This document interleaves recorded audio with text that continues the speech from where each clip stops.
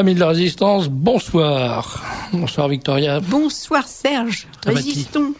Je résiste. Bonsoir Monsieur Goffman. Bonsoir Serge de Beckett, bonsoir aux auditeurs de Radio Courtoisie dans le monde entier et au-delà. Il est très bien, il est très pro. Bonsoir Bernard Anthony. Mais je n'ai rien à ajouter au bonsoir de Patrick Goffman. Bonsoir à tous. Alors, avant de commencer cette conversation, je voudrais raconter une petite histoire qui vient de m'arriver. Je viens de rencontrer un mythe. Un mythe. Oui, parce que pour moi, c'est un mythe. J'étais petit garçon, je regardais la télévision quand j'étais petit. La télévision, à l'époque, c'était une boîte, une petite boîte cubique avec un écran arrondi, tout bombé et tout gris. Et tout noir. Où il neigeait.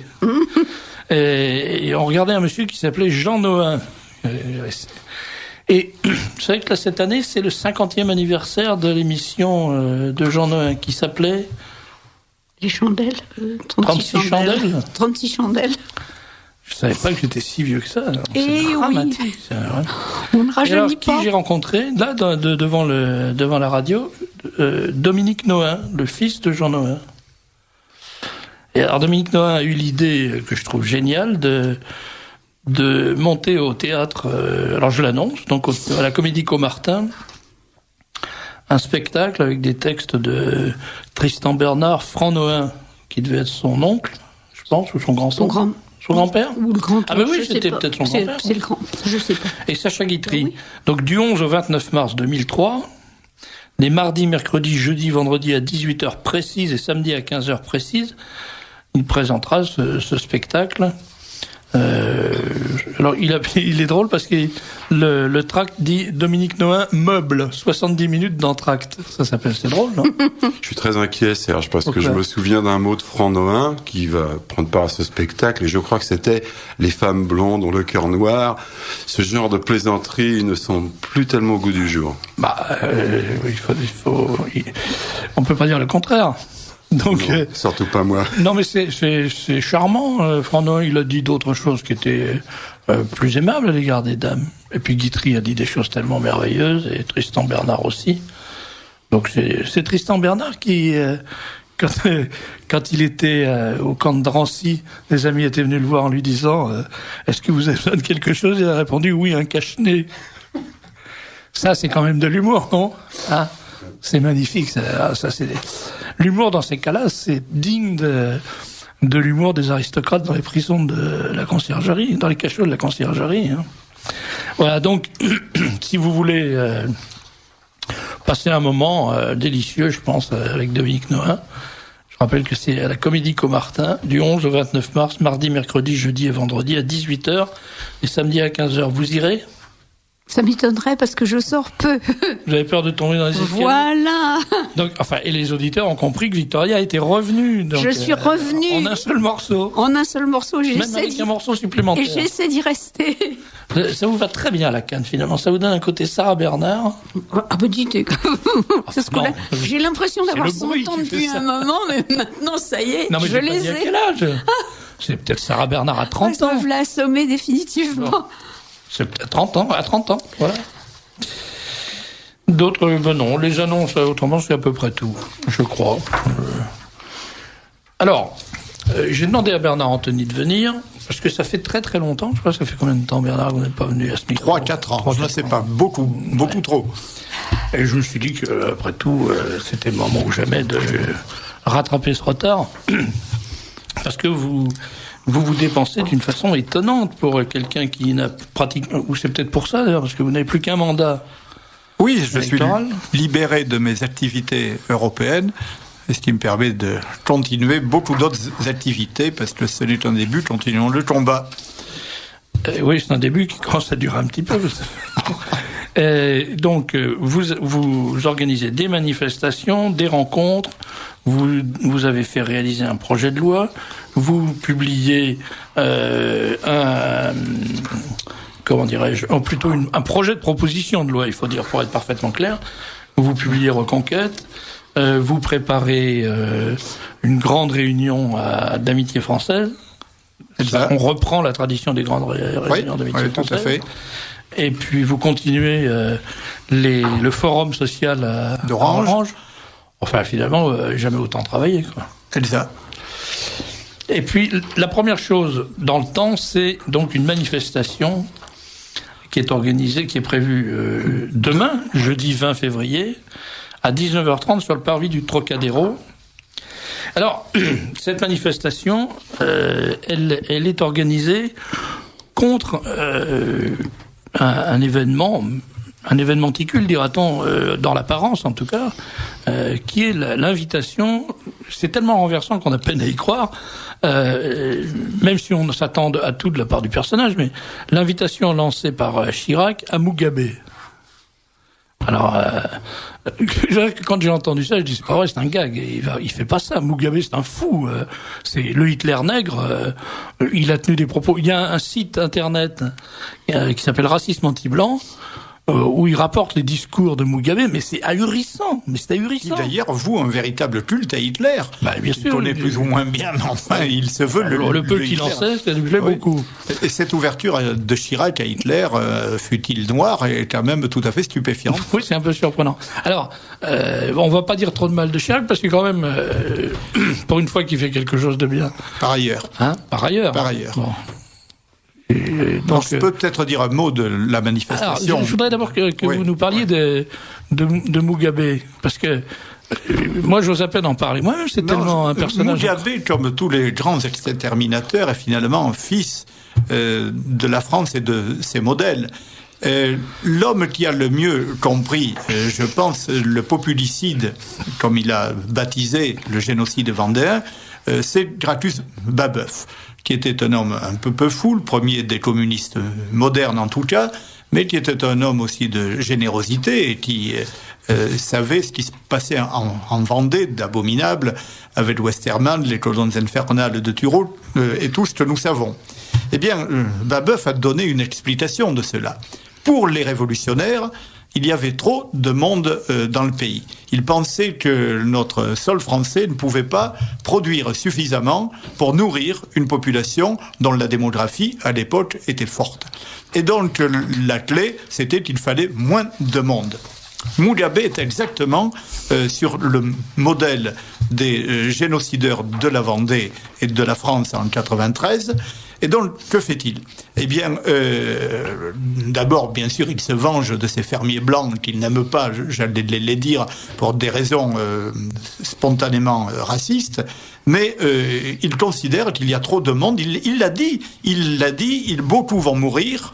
Alors là, nous sommes dans la tradition des grandes famines, les famines organisées par les Anglais, il faut quand même pas l'oublier, en Irlande, hein, la grande famine qui va tuer 800 000 Irlandais, et puis ensuite les famines bolcheviques.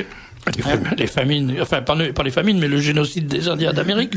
Faut pas oublier quand même au passage. Oui, mais donc les famines notamment en Ukraine, de 1926, de 1936, etc.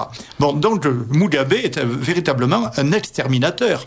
Alors, l'argumentation, c'est de dire qu'il faut dialoguer avec tout le monde. Enfin, c'est ahurissant quand on songe au refus qui était celui de Jacques Chirac et des autres de traiter avec l'Afrique du Sud jadis. Parce qu'enfin, tout de même, les dirigeants de l'Afrique du Sud, même si l'on réprouvait la pratique de l'apartheid, à côté de Mugabe, c'était des Saint-Vincent de Paul ou des Mères Teresa.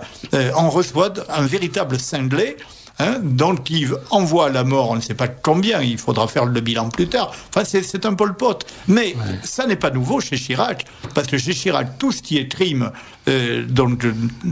communiste d'extrême gauche, il prend, souvenons-nous de la réception de Lescapieux, parce que Lescapieux, qu'il a reçu, ce que Jospin ne voulait pas faire, comme un chef d'État vietnamien, Lescapieux avait au Vietnam ordonnancé lui-même directement les massacres de Hue, avec des centaines de personnes, et notamment des bouddhistes enterrés et des catholiques, religieuses et religieux enterrés vivants. Voilà donc, alors nous ne pouvons pas accepter cela.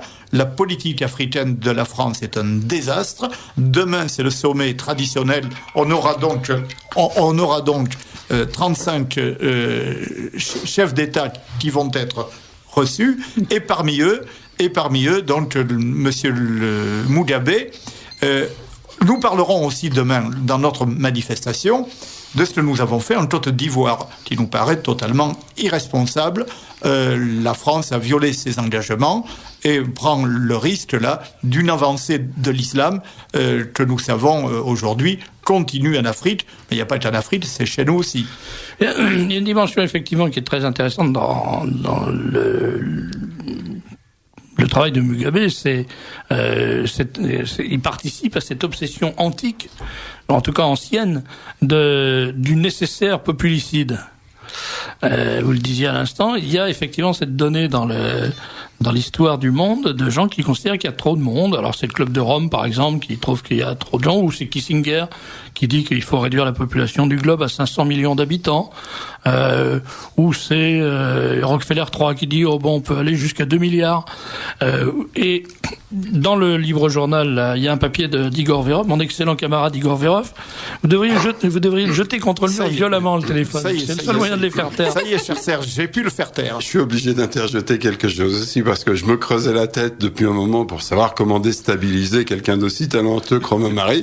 Et je suis émerveillé de constater qu'il a son petit déstabilisateur personnel avec lequel il se bat tout en parlant. Oui, d'ailleurs, il faut remarquer, là on voit la maîtrise du débatteur, qui, vous ne le voyez pas parce qu'il n'y a pas de télévision, mais tout en nous expliquant sa pensée, était en train d'essayer de se battre avec ce téléphone pour l'empêcher de nous faire une gamme de sons absolument invraisemblable.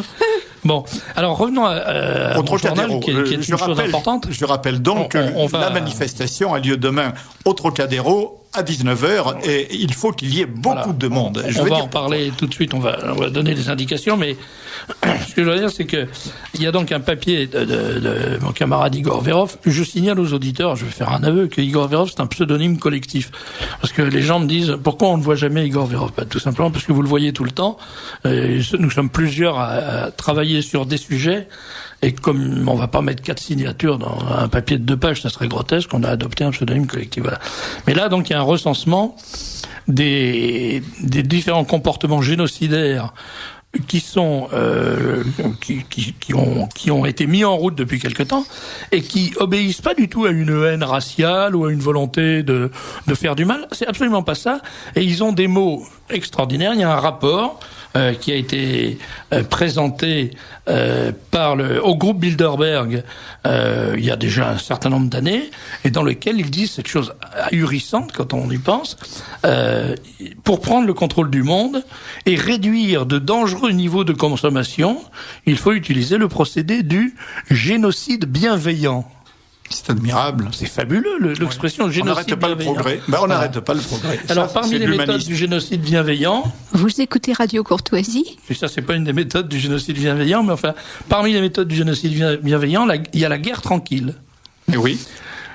Et l'autre méthode, c'est naturellement la lutte démographique. Et puis, alors la guerre tranquille, c'est ça. C'est par exemple l'Irak. Il s'agit d'éliminer du monde.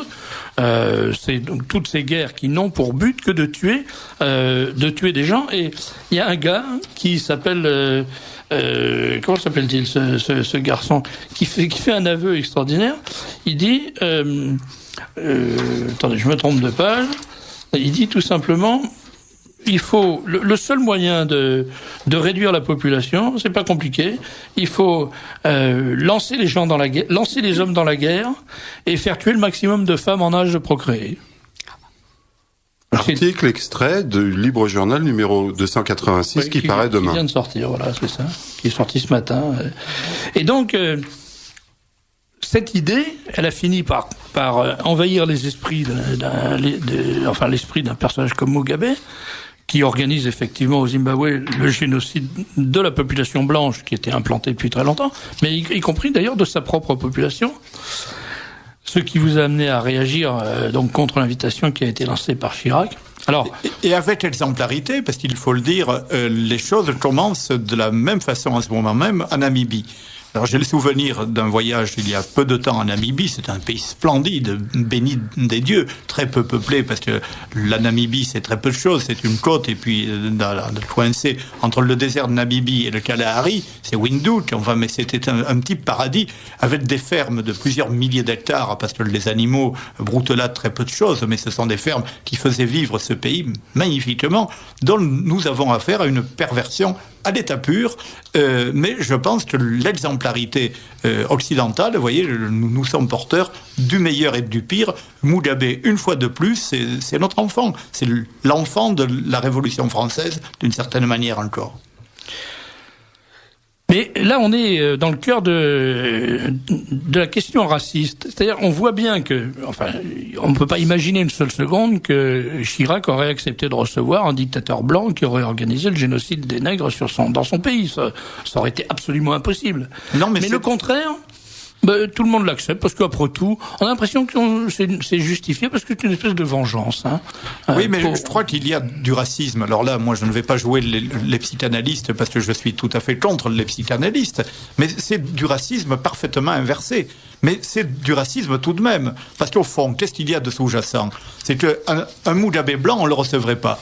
Mais parce qu'il est noir, il y a des circonstances atténuantes. En réalité, c'est ça. Donc, c'est donc une attitude objectivement de mépris raciste. Il appartient à une race inférieure, il massacre, donc je le reçois parce qu'il a encore, en quelque sorte, cette excuse d'être noir. Ça, c'est du racisme. Et c'est, une fois de plus, là, le président de la Griffe qui parle, parce que pour nous, nous traquons tous les racismes, y compris et surtout ceux que l'on ne traque jamais. Et je crois qu'il y a des Africains qui l'ont très bien compris, puisque je crois qu'il y a des Africains qui participent à la manifestation demain. Oui, il y aura demain des Africains avec nous, parce qu'ils comprennent parfaitement que cette attitude relève du racisme objectif, comme on dirait en termes scientifiques. Alors l'autre question qui se pose, c'est celle-là, quel que soit le sujet, de l'opportunité d'organiser une manifestation à Paris en ce moment, parce que on voit bien qu'il y a une démobilisation extraordinaire des Français autour quel que soit le débat, les gens on prend l'impression qu'ils disent on s'en fout. Moi, je m'attendais par exemple à ce que la décision d'appliquer la nouvelle loi électorale, les nouvelles dispositions électorales provoquent un véritable tremblement de terre. Enfin, c'est du vol manifeste de suffrage. Pas du tout. Les gens ont accepté ça tranquillement. On leur a collé du 49.3. Ils trouvent ça, finalement, c'est très bien, c'est normal. Donc, c'est une formidable démobilisation de l'électorat. La seule chose qui a fait un petit peu bouger, et encore la France, et de tous les pays européens, celui où il y a eu le moins de manifestations, c'est la manifestation contre la guerre bushiste en Irak. Là, on comprend peut-être pourquoi. C'est parce qu'effectivement, comme le pouvoir politique est hostile à cette guerre, tout parti confondu, sauf Madeleine. Mais enfin, Madeleine, qu'est-ce qu'il représente à part Madeleine ? Donc, à part ça, tout le monde est d'accord. Donc, on voit pas bien pourquoi les gens manifesteraient pour témoigner leur accord avec le système. Mais enfin, quand même, on sent qu'il y a une démobilisation. Alors, organiser une manif en ce moment à Paris, surtout pour un sujet qui nous est quand même assez étranger au fond, parce que le Zimbabwe n'a pas de lien avec la France. Oui, mais moi je pense que l'important c'est de témoigner. Je pense que nous sommes évidemment dans une ère de néo-totalitarisme que j'ai décrit dans La Griffe. Ce néo-totalitarisme, nous l'avons vu fonctionner dans une logique qui est celle du meilleur des mondes de Orwell, ou celle du 1924, de George Orwell et du meilleur des mondes d'Huxley. Nous avons vu ce que Yves Daoudal, dans son très beau livre, a appelé le tour infernal, et je crois que le peuple français est un peuple chaos. Les gens qui manifestent habituellement, ce sont les apparatchiks. Les apparatchiks syndicaux, ils sont des dizaines de milliers dans le pays. Alors pour eux, rester au bureau ou dans la permanence syndicale ou manifester, ça ne les change pas beaucoup. Au contraire, ça leur permet des petites promenades hygiéniques. Mais de notre côté, il est vrai qu'il y a une grande démobilisation parce que, en quelque sorte, la résistance nationale, enfin ceux qui n'admettaient pas, au fond, ce que j'ai appelé pour ma part, dès 1976, le génocide français, ils ont été KO debout après le second tour des présidentielles. Le premier tour a été quelque chose de stupéfiant. Le second a vu la sarabande infernale. Et ensuite, évidemment, peu de réveil. Alors, le mode électoral, ils s'en moquent globalement parce qu'ils se disent de toute façon, à quoi bon, puisqu'on ne peut pas avoir de députés, on ne peut pas avoir de président de la République, ça, c'est bien évident.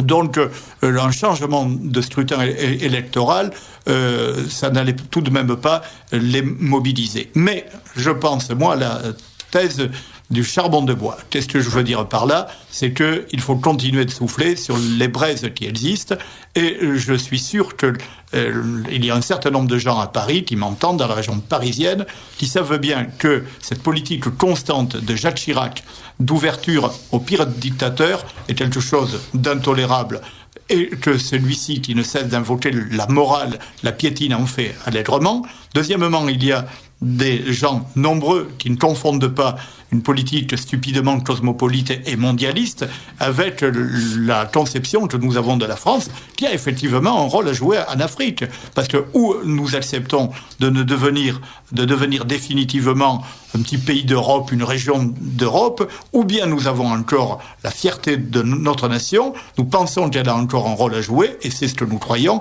Et à ce moment-là, ce qui se passe au Zimbabwe ou ce qui se passe en Côte d'Ivoire ne peut pas être indifférent. Et puis cela prend place dans ce que je veux, ce que j'ai toujours demandé pour ma part, que le bilan du communisme soit fait un jour, et de ce côté-là, on a quand même avancé. Je crois que ce qu'on peut dire aussi, c'est que ce qui est en cause là, c'est pas tellement ce qui se passe au Zimbabwe, c'est ce qui se passe en France, parce que c'est en France que Mugabe est reçu. Mais bien donc, sûr. C'est quelque chose qui concerne vraiment. Donc nous n'avons pas l'orgueil de penser qu'on peut faire quoi que ce soit pour la situation intérieure du Zimbabwe. Bon, mais nous voulons mettre en avant donc les contradictions de Jacques Chirac. Et même si effectivement nous approuvons ce qu'il a fait pour éviter la guerre en Irak, nous souhaitons qu'il continue d'ailleurs dans cette attitude, eh bien nous sommes en désaccord total avec lui sur sa politique africaine. Donc cette manifestation, c'est demain jeudi 20 février à 19h sur le parvis des droits de l'homme au Trocadéro. Voilà. Avant que le débat ne soit clos, Serge, si vous permettez, Bernard Anthony, une petite tentative quand même pour vous déstabiliser, pour animer un peu l'émission. Enfin. L'avocat du diable n'est pas là. Je veux parler de Bernard Lugan, mais je peux peut-être être l'avocat de l'avocat du diable. Vous connaissez l'un et l'autre, Serge de Beketch, Bernard Anthony, les positions de Bernard Lugan. Serge, d'autant mieux que vous venez de l'interviewer longuement au sujet de la Côte d'Ivoire, dans le numéro qui vient de paraître du Libre Journal. Et vous l'entendez, vous le connaissez, vous l'entendez sur Radio Courtoisie, et vous l'avez entendu comme moi expliquer que il faut renoncer au point de vue européocentriste, si vous pardonnez le jargon que vous venez de développer, et adopter ou au moins essayer de comprendre le point de vue africain, et comprendre que Mugabe, de son point de vue d'Africain, est complètement indifférent au coût humain que peut imposer la réafricanisation, et donc il est déterminé à chasser les fermiers blancs, à chasser les blancs définitivement, et Lugan dit brutalement, mais c'est quand même le meilleur africaniste français, sinon le seul, à preuve les résultats des autres en Côte d'Ivoire. Il dit très nettement qu'il faut accepter ou comprendre ce point de vue, et qu'il peut-être nous inspirer. Alors, je vous dis tout de suite, je ne suis pas du tout déstabilisé, mais ce qui me gêne, c'est que ce ne soit pas Bernard Lugan qui soit en face de moi, parce qu'il ne serait pas élégant de m'en prendre à l'avocat et pas à la personne lui-même. Mais il se trouve que j'ai une grande amitié pour Bernard Lugan. Je sais qu'il est un universitaire, je le lis, je l'entends peu souvent parce que Radio Courtoisie ne parvient pas juste à ma lointaine campagne, mais je peux dire que je suis en désaccord avec cela. C'est une position esthétique, en quelque sorte, une position d'amoureux déçu de l'Afrique, parce que s'il fallait être absolument européocentriste, qu'aurait fait Bernard Lugan à ce moment-là? C'est toute sa carrière qui était brisée. Il aurait dû nous parler des monts du Lyonnais, il aurait dû passer sa vie à nous parler des traditions auvergnates. Je vois pas pourquoi il continue à nous parler de l'Afrique, puisqu'il n'y aurait plus rien à faire en Afrique. Bon, on va essayer d'organiser un débat avec Lugan. Offrez-moi un face-à-face. Je toserai à Bernard Lugan de ses illusions sur l'Afrique du Sud. Il y a beaucoup séjourné, mais je n'avais pas besoin d'y séjourner pour savoir que peut-être il se trompait. Et lorsque je suis arrivé en Afrique du Sud, j'ai bien vu comment il était évidemment totalement illusoire, infantile, de penser qu'il y aurait un jour une tentative de contre-révolution blanche en Afrique du Sud, à London. Il suffisait de survoler Johannesburg comme je l'ai fait, et ce pays comme je l'ai fait, pour comprendre que c'était irrémédiablement voué à l'échec. Bon, ensuite, Bernard Lugan a cru à la contre-révolution zoulou. J'ai bien la mémoire, je le lis, car ce qu'il dit est toujours dit élégamment, intelligemment, mais avec des erreurs que j'annonçais et des erreurs que je pensais tragiques. Alors pour autant, ce que je sais, c'est que nous avons, une France qui est en liaison permanente avec l'Afrique. On veut couper toit, on veut faire un rideau de fer entre l'Afrique et nous, allons donc. Donc nous avons certainement encore une politique africaine à jouer, à condition que ce soit une bonne politique. Alors, il y a un auditeur qui pose une question qui est brutale et provocatrice, mais elle est intéressante, d'abord parce qu'elle est intéressante en soi, puis en plus elle permet de faire le lien avec un autre aspect de vos activités, Bernard Anthony, c'est la dénonciation constante et répétée du danger islamiste.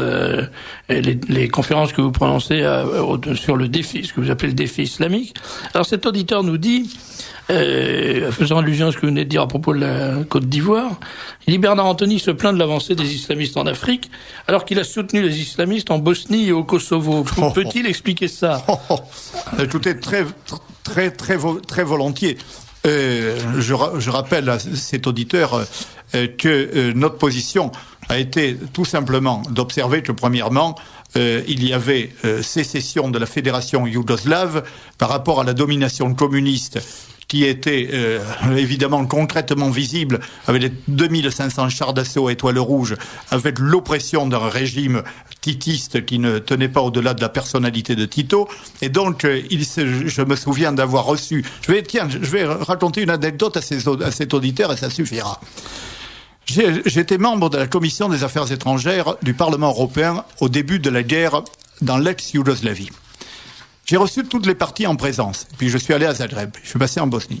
Mais j'ai reçu en tout cas la délégation des chefs serbes qui étaient à l'époque d'ardents communistes, partisans de Milosevic.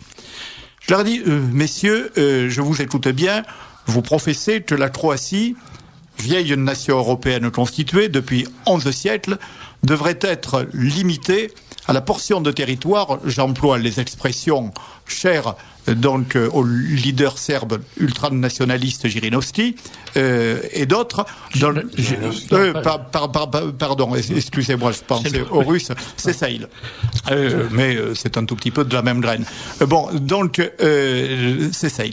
Que la portion de Croatie qui doit être dévolue à ce qui resterait de peuple croate, c'est ce que l'on voit, c'est l'étendue de territoire que l'on voit depuis la cathédrale de Zagreb. Je leur dis, messieurs, vous feriez peut-être bien de vous intéresser à d'autres dangers qui me paraissent plus importants pour votre peuple. C'est le danger de l'islam qui peut avancer dans votre Kosovo, au berceau même de votre nation historique, et au Sandjak. On appelle le Sandjak une entité, vous le savez, de l'Empire ottoman, mais là, ça a désigné un nom spécifique à l'intérieur de la nation serbe. Ces gens-là, avec courtoisie, mais enfin, m'ont un tout petit peu rayonné. Ils m'ont dit, nous allons faire la guerre. Je leur ai dit, messieurs, moi, je vous demande de considérer une chose. C'est une guerre, on sait comment elle commence, on ne sait jamais comment elle finit. Et je crois que ces gens-là ont fait le malheur de leur peuple. Parce que la Croatie était parfaitement en droit, comme la Slovénie, de reprendre une liberté que lui concédait théoriquement d'ailleurs la constitution yougoslave. Par contre, évidemment, au Kosovo, ils auraient mieux fait de faire attention. Parce que quand on ne fait plus de bébés serbes, à ce moment-là, effectivement, l'islam avance. Pour ce qui est de la Bosnie, c'est beaucoup plus compliqué. Parce que tout de même, là, ça mériterait quelques bémols, et on ne peut pas dire que même aujourd'hui, l'islam avance si facilement en Bosnie. Je rappelle qu'il y a des Serbes en Bosnie, qu'il y a des Croates en Bosnie, et que donc la Bosnie a été peuplée majoritairement de Serbes et de Bosniaques, et que ceux qui portent la nationalité musulmane sont pour l'instant toujours très réticents à l'avancée islamiste, qui n'ont pas changé de mœurs et qu'il y aurait beaucoup à dire sur l'islam bosniaque, ce qui ne veut pas dire qu'il n'y a pas, car il y a de l'islamisme en Bosnie, mais il est très minoritaire. Et voyez-vous, j'ai à propos de l'Irak exactement la position que j'avais par rapport à la Bosnie. Ce que je ne souhaite pas, c'est des politiques stupides, légitimes, le développement de l'islamisme. Alors on va revenir à l'Irak tout de suite, mais je voudrais revenir en arrière pour l'instant, parce que à propos de la manifestation que vous organisez demain à 19h au Trocadéro, un auditeur nous dit qui organise cette manifestation? Est-ce que c'est le Front National? Est-ce que c'est... Non, c'est Chrétienté Solidarité et les groupes qui sont proches, bien sûr. Je ne mets pas mes casquettes à la poche, mais Chrétienté Solidarité a une originalité constante depuis sa création. Je voudrais rappeler, Serge de Béketch, car vous en étiez, que dès 1979, la sortie du désert du mouvement national en France avait été manifestée par une réunion comme il n'y en avait pas eu depuis des années et des années. C'était la réunion du comité international pour le boycott des Jeux Olympiques à Moscou que j'avais organisé, et Jean-Marie Le Pen d'ailleurs avait été le dernier orateur de la soirée. Il y en avait plus de 20 avec Michel de Saint-Pierre, beaucoup d'autres, vous en étiez. Et donc je rappelle que le but de Chrétienté Solidarité, qui n'est pas, comme persistent à le croire des journalistes, admettons, ou des informateurs, Chrétienté Solidarité, ce n'est pas une organisation religieuse, ça ne l'a jamais été. C'est une organisation militante qui s'est fixée notamment l'aide au peuple en lutte contre le communisme. Tant que le communisme il y avait, mais il y a toujours, c'est le moins qu'on puisse dire, et même le virus est mutant, donc aussi lutte contre en faveur des peuples en lutte, contre l'impérialisme islamique, ou l'islamisme, comme on dit aujourd'hui. Cette question d'auditeur s'explique parce que nous avons omis de rappeler que Bernard Anthony est membre du bureau politique du Front National. Certains auditeurs ne le savaient peut-être pas. Non, cet auditeur, il s'en cache pas. Heureusement. Vous écoutez Radio Courtoisie. Mais c'est comme un coucou suisse. Disons que Chrétienté Solidarité a toujours eu, en quelque sorte, l'originalité d'un certain nombre de combats très complémentaires. Ça a été notamment la journée du procès Boudarel. Nous sommes tenaces. Et puis surtout, là je parle en tant que membre du bureau politique du Front National, je suis de ceux qui pensent encore, ou qui voudraient que le Front National ne soit pas un parti. C'est un mot que nous n'aimions pas, jadis au moins. Beaucoup emploient ce mot, moi jamais. Je ne suis pas un totalitaire. Je n'ai pas du Front National la conception qui devrait être une sorte de parti communiste à l'envers. Et c'est dire qu'à côté, je tiens jalousement à l'avis des associations que je préside. J'estime d'ailleurs qu'il est bon qu'il y en ait d'autres, mais pour ce qui est des miennes, elles ont en quelque sorte une légitimité, hélas, j'allais dire aujourd'hui, de plus d'un quart de siècle, mais sur ce plan-là, tous mes amis du Front National donc comprennent, et d'ailleurs je sais que demain ils vont venir nombreux à cette manifestation, évidemment. Je ne voudrais pas passer pour un provocateur, mais il faut quand même qu'on en touche un mot, puisque vous venez de préciser que Chrétienté Solidarité n'est pas une organisation confessionnelle au sein du Front National, que c'est une organisation militante qui est quand même constituée de catholiques. Constituée, Serge de Béketch, de militants politiques qui placent leur action, évidemment, sous l'éclairage de la foi et de la morale chrétienne. Voilà, parce qu'on ne vous voit pas autrement une morale stable. Mais je dis de catholiques, oui, mais avec une tendresse aussi, parce qu'il y en a des chrétiens. Nous n'avons jamais rejeté, en parfaite doctrine catholique et même en parfaite doctrine de Saint Pie X, dans les hommes de bonne volonté qui sont avec nous, tels que Michel Grigorovitch-Barski, fidèlement orthodoxe, je comprends tout à fait, ou un certain nombre de nos amis protestants qui, dans le domaine donc du combat politique, sont totalement avec nous. Et cela dit, ça pose quand même, ça oblige à répondre, de vous demander de répondre à la question qui est soulevée par Chénardi dans le Monde, qui dit les catholiques représentent 2% du Front National. C'est une évaluation qui vous paraît sérieuse, fantaisiste, pas pour polémiquer, mais est-ce que ça correspond à ce que vous voyez? Oui, écoutez, il y a des propos qu'on ne prend pas la peine de réfuter, tellement ils sont stupides. Je n'ai jamais fait le compte parce que je ne suis pas un chef de tendance. Le programme du Front National me convient tout à fait et je ne recense pas qu'est-ce qu'on appelle d'ailleurs un traditionnaliste. Il faudrait voir, parce que nous savons bien ce que ça veut dire. Tiens, précisons-le tout de même. Un traditionnaliste dans l'ordre religieux, c'est évidemment celui qui ne veut pas de discontinuité entre les origines et l'actualité, mais qui sait que la religion va de l'implicite à l'explicite. Il y a donc une évolution et donc une adaptation aussi de la religion, donc qui à chaque époque, comme au XIXe siècle par exemple, a vu l'action magnifique des catholiques sociaux qui n'avait pas surgi avant, parce qu'il n'y en avait pas besoin. À chaque étape donc, de la vie de l'Église, il y a nécessité de mener des combats nouveaux, et des combats intellectuels, des combats spirituels. C'est pour ça que les ordres religieux apparaissent, enfin voilà. Donc il y aurait tout un sens de la tradition qui n'a rien à voir avec le fixisme, avec le conservatisme stupide. Donc c'est la grandeur de l'Église catholique qui humainement a ses faiblesses, voire ses tares, que sais-je encore. Mais donc l'Église avec un grand E, c'est effectivement la tradition. Dans l'ordre politique, la tradition, c'est l'attitude scientifique. C'est l'art de dégager du passé. Ce qui a réussi, c'est connaître les lois. Et d'un certain côté, nous rejoignons là le courant positiviste d'Auguste Comte. C'est Charles Maurras. La tradition est critique. Oui, et donc j'espère bien qu'en dehors d'analphabètes ou de gens qui n'ont pas beaucoup travaillé, il y a 100% de traditionalistes au Front National.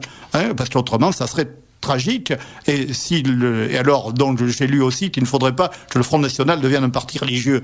Heureusement, j'ai pour ma part toujours été hostile à l'idée d'un parti religieux, car ça serait la confusion qui n'est pas catholique. Le catholicisme est fondé sur un certain nombre de paroles qui s'appellent l'Évangile, et notamment rendez à Dieu ce qui est à Dieu et à César ce qui est à César. Ce qui ne veut pas dire que Dieu que César doive vouloir occulter Dieu. Alors on sait qu'il y a eu les querelles des papes et de l'empereur. Souvent le pape voulait se faire un peu trop empereur et l'empereur voulait se faire pape. Dieu merci, aujourd'hui on n'a plus ce genre de débat. C'est plutôt le contraire. C'est plutôt le contraire. Je ne suis donc pas pour ma part pour un parti religieux, ça serait absurde, ça serait la confusion en quelque sorte. Mais je suis pour l'éclairage, encore une fois, de la politique par effectivement une morale immuable qui est celle du décalogue, à laquelle s'est toujours référé dans 1500 discours Jean-Marie Le Pen, et je ne pense pas qu'il change, ça serait autrement quelque chose de parfaitement inquiétant, et je ne suis pas inquiet. Jean-Marie Le Pen a voulu faire, je le dis, pour cet homme qui a écrit cela dans Le Monde, ça mériterait d'être vérifié. Enfin, je crois que c'est entre guillemets, donc pourquoi pas. Et donc, je rappelle que quand même, le Front National, c'est le défilé de Jeanne d'Arc chez chaque année, qui est quand même l'hommage d'une héroïne de la patrie, mais qui quand même est une sainte aussi, et qui a marqué l'identité chrétienne de la France d'une manière considérable. Donc, la position que je défends et que défendent, à mon avis, tous les gens qui réfléchissent un peu sur le combat politique, c'était effectivement la distinction, mais non pas la séparation, et surtout le fait que nous luttons pour un pays magnifique qui a été créé autour de ses valeurs chrétiennes, de ses monastères, de ses cathédrales. Où aime-t-on déambuler dans Paris? Est-ce dans l'enfer des tours de la Défense ou autour de Notre-Dame de Paris et autres lieux donc aussi prestigieux? Et une parenthèse, vous allez participer d'une manière ou d'une autre avec Chrétienté et Solidarité à l'initiative qui a été non pas prise mais au moins annoncée abondamment par Jean Madirand en présence de l'année Saint-Pie X. Mais oui, bien sûr. Là, c'est une initiative tout à fait intéressante dans l'ordre culturel qui est celui du Centre Charlier, là, puisque, il faut le dire aussi, je préside c'est plutôt le Centre Charlier. Le Centre Charlier, qui travaille beaucoup avec, je dois dire, tout un nouvel arrivage de jeunes étudiants, notamment de l'école polytechnique, de l'école supérieure de physique-chimie, la ville de Paris, de la Sorbonne. Alors là, bien sûr, tout cela nous intéresse, mais là, nous sommes dans l'ordre intellectuel, culturel, et je crois que c'est une bonne idée, parce que Pie X c'est un grand pape, et c'est un pape très moderne, ce que j'espère, ce qui sera démontré au long de cette année. Alors, pour en revenir à une actualité immédiate, qui nous éloigne pas tellement de la question des rapports avec l'islam, c'est l'affaire irakienne. Alors, pour simplifier le débat, je vous poserai la question de manière un peu brutale. Est-ce que vous êtes Bushman ou Saddamite ? Ouais, très bien. Là, c'est bon, on s'embête pas. Ni l'un ni l'autre. Et là aussi, pour l'auditeur qui me parlait tout à l'heure de la Bosnie, il faut savoir raison garder. Alors, très rapidement, comment dire je suis allé en Irak. J'y suis allé grâce à l'épouse de Jean-Marie Le Pen, Jeannie, qui conduit une action tout à fait admirable, SOS Enfants d'Irak, que Chrétienté Solidarité a totalement appuyé. Ça m'a permis de connaître un peu ce pays, mais je connaissais déjà un peu le monde musulman. Je le dis tout de suite, je n'ai aucune admiration pour le régime de Saddam Hussein.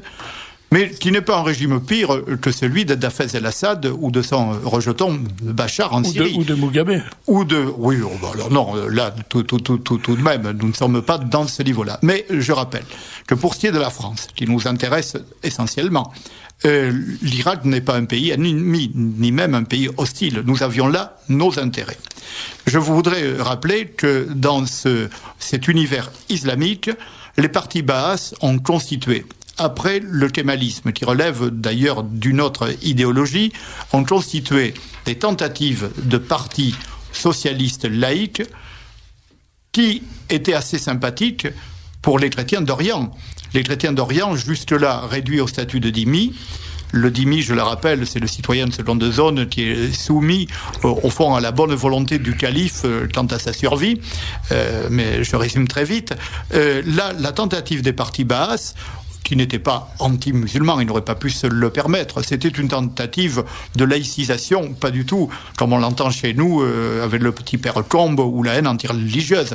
Tentative de pure distinction du religieux et du politique. Mais c'était pas mal, au moins pour ces chrétiens d'Orient, qui ont subi des génocides, là aussi, sur lesquels on pourrait causer beaucoup, le génocide arménien, mais celui beaucoup moins connu des Assyro-Chaldéens. Bon, alors... Je peux dire, j'en ai parlé plusieurs fois, il faut absolument lire un livre qui est paru il y a très peu de temps, de William Dalrymple, D-A-R-L-Y-M-P-L-E,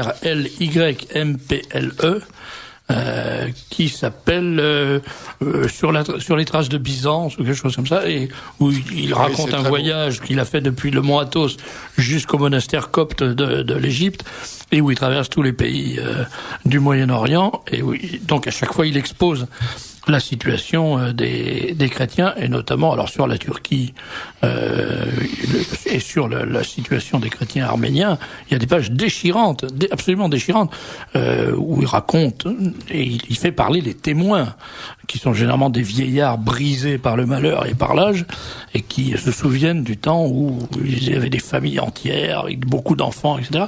Et il reste 3 personnes dans le village qui sont placées sous la protection du maire turc du village, qui veut bien les tolérer. On voit la réalité charnelle, la réalité terrifiante de ce génocide qui lui a été totalement réussi. Alors là, il n'y a plus un Arménien. Il faut le dire, il faut donc rappeler ceci tout de même, c'est qu'en Irak, les chrétiens disposent de grandes libertés, qu'effectivement, le pays auquel nous aurions légitimité de nous en prendre, c'est la Syrie. C'est la Syrie qui, par l'intermédiaire de Hezbollah, fait sauter à Beyrouth l'hôtel du Drakkar avec 55 de nos parachutistes. C'est la Syrie qui fait assassiner l'ambassadeur de Lamar. C'est la Syrie qui fait assassiner mon ami le colonel Goutière, attaché militaire à l'ambassade de France. J'ai encore le souvenir de cette entrevue avec le colonel qui me dit à Beyrouth, méfiez-vous, vous êtes un peu imprudent.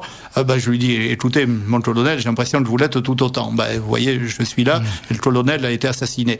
Alors moi, je n'ai pas oublié les Français assassinés par la Syrie. Or, monsieur Bachar el-Assad et monsieur Jacques Chirac entretiennent des rapports tout à fait fructueux. Le président du Liban, je rappelle, non pas le président de la République fantoche, mais monsieur Hariri. Rafik Hariri.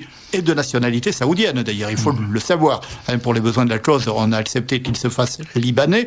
Alors, l'Irak ne nous a jamais rien fait, si je puis dire, en termes un peu enfantins. Mais cet Irak, ce n'est pas donc une dictature pire que celle de la Syrie, mais ce n'est pas un régime exemplaire, bien évidemment. Pour autant, ce que nous considérons comme tout le monde, c'est ce malheureux peuple qui n'est pas un peuple qui fournit des bataillons d'immigrés qui envahissent notre sol.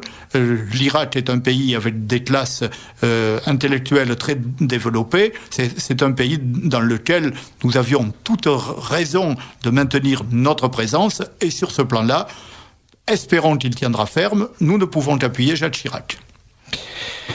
Il y a un aspect j'ai déjà souligné ce côté surprenant à propos de l'Irak, c'est la semaine dernière.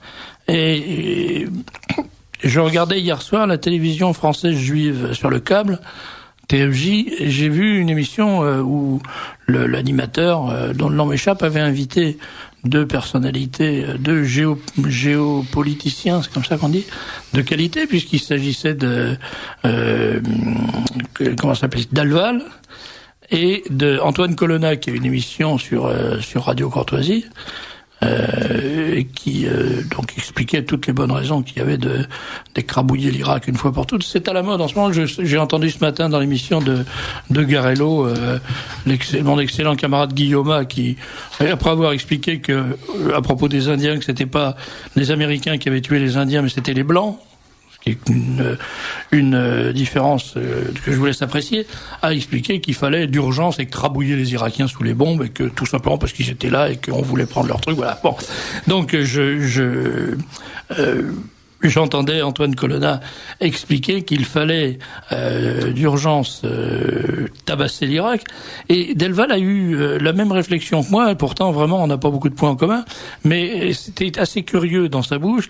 Il a dit, il y a quand même quelque chose qui est étrange, quelque chose qui est dangereux, c'est que Monsieur Saddam Hussein a fait distribuer des armes au peuple irakien. Et j'avais fait cette remarque effectivement la semaine dernière. Je trouve assez difficile d'admettre qu'un dictateur dont on nous dit qu'il est honni par son peuple, qui est pétrifié de terreur, seule raison pour laquelle il lui obéit, se met à faire distribuer des armes de poing dans toutes les familles pour résister à un éventuel envahisseur. Apparemment, Saddam Hussein doit être un parfait crétin, parce qu'il n'a pas pensé une seule seconde que les armes qu'il distribue pouvaient être retournées contre lui. Moi, je pense que Monsieur Del Valle est bon connaisseur, bon analyste. Je partage pas toujours ses positions. J'en partage beaucoup sur l'islam. Ce que je voudrais rappeler, c'est que l'Irak, effectivement, est morcelé essentiellement en 4 communautés. Comme partout en Orient, peuple et rites religieux ou religions se confondent. Allons vers l'Orient compliqué avec des idées simples, disait. Vers l'Orient compliqué avec des idées simples, et ça n'est pas plus compliqué que la politique radicale socialiste à Toulouse, vous savez. Alors donc, au sud, il y a des chiites, au nord, il y a des Kurdes. Je voudrais dire que les Kurdes, et je ne confonds pas les Kurdes avec donc les auteurs des massacres, mais tout de même, les massacres principaux des Arméniens et des Assyro-Chaldéens sont le fait de ces Kurdes si chers à Daniel Mitterrand. Qui sont des Azéris d'ailleurs, beaucoup. Oui, c'est ça.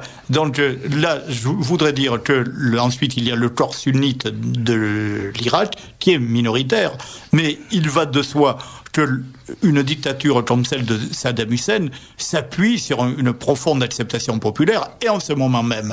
Bon, ça c'est ne rien connaître à la mentalité islamique que de croire que l'agression américaine pourrait favoriser un éclatement. Parce que ça, c'est une constante de la politique, analysée depuis Laurence d'Arabie et beaucoup d'autres.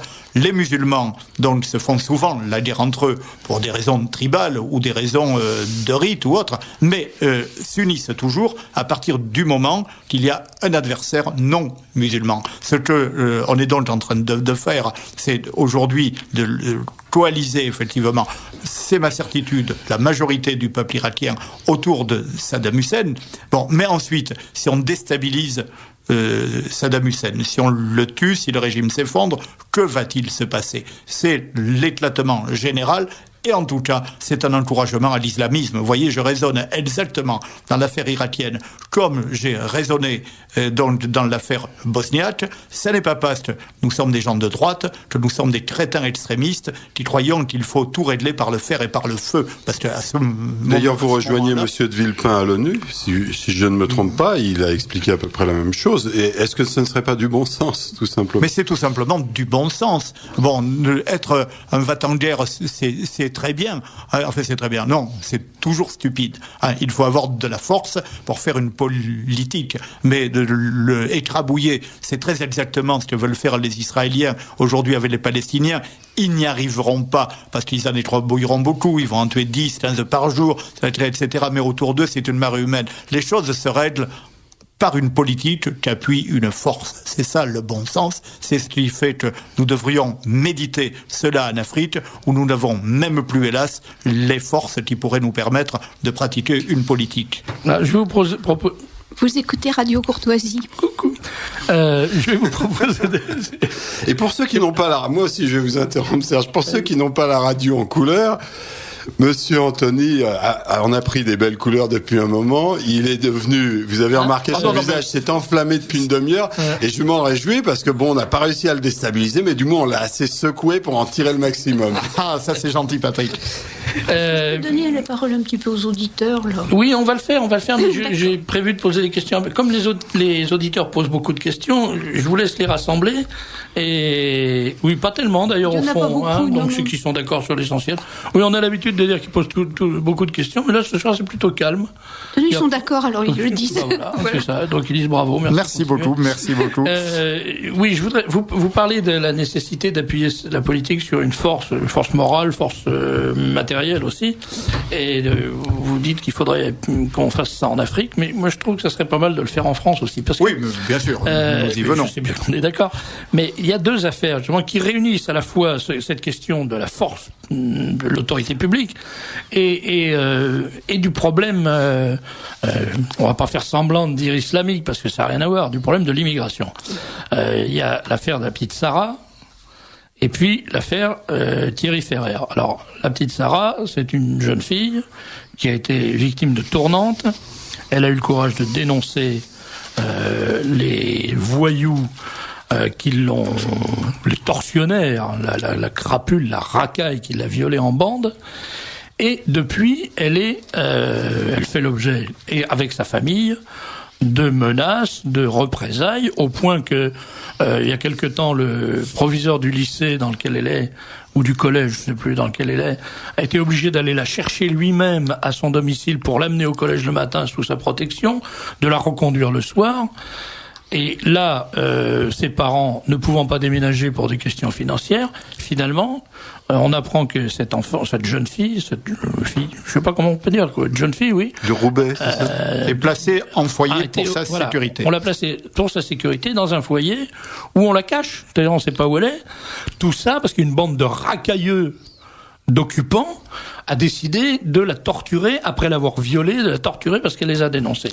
Vous voyez. Donc là, on est en face d'un pouvoir qui est totalement impuissant à assurer le minimum de l'ordre public, ce qui n'empêche pas de toucher. Et c'est là que, Serge, je ne mâcherai pas mes mots. Vous voyez, j'avais prévu de parler, puisque parmi les coupures de journaux que j'ai amenées pour commenter ce soir, il y avait cet article du Figaro sur la victime de tourmente placée en foyer. Ce qui veut dire que la politique de M. Sarkozy, la politique de l'État français est incapable de protéger une pauvre gamine, une famille. Alors les grands mots de solidarité, de sécurité, mais devant cela, c'est scandaleux. Je pense à cette gosse, et si nous étions un peuple digne de ce nom, nous serions des centaines de milliers autour de cette famille et à exiger donc la peine de mort pour des gens capables donc comme ça de torturer des enfants, de même qu'on en enlève aujourd'hui, et que c'est de se déposséder de toute humanité que de ne pas vouloir faire justice en pareil cas. Enfin, que l'État français ne soit pas capable d'assurer la paix à cette gosse, de trouver donc pour ses parents un havre de paix, cela met à néant tous les discours qu'ils peuvent tenir.